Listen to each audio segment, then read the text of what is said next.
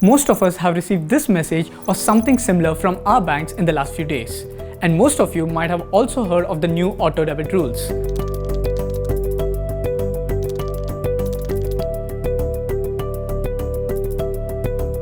Not sure about what's going on and how you're going to be affected? Don't worry.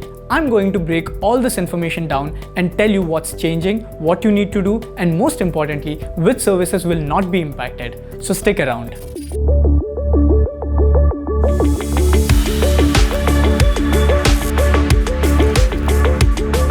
I subscribe to Netflix and several other streaming platforms just like a lot of you. But I don't remember the last time I entered my payment details to make the monthly subscription payment. That's because most of us link our credit cards to make the payment and forget about it, right? In fact, most of us link our debit card or credit cards to make several recurring payments. Most of these payments used to happen automatically each month or year without our or our bank's intervention. Big relief, right? Not anymore. This has now changed with the RBI's new auto-debit rules. So first of all, which services will be impacted? As I mentioned earlier, subscriptions to any third-party apps like Netflix will not go through automatically anymore. These third-party apps are generally those that rely on a payment gateway to process a payment. So what happens now? It's quite simple really. Now that these payments will not be made automatically, your intervention will be required.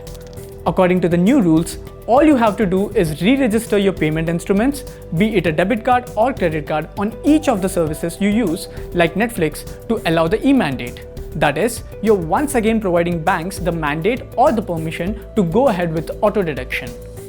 After the re-registration, the first payment will require an additional factor authentication, which just means that you'll need an OTP to process the payment.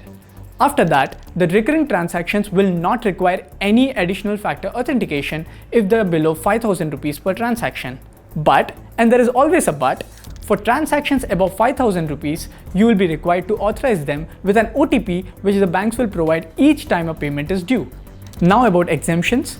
This new rule will not affect your mutual fund SIPs, insurance premiums, and other recurring payments if the auto debit is directly from your bank account. So while it looks like an unnecessary headache, with increasing security risks, this move was inevitable. As a user, all that you need to do is to make sure that you re-register all your payment instruments in each of the apps and continue enjoying not only a seamless but also a safe payment experience.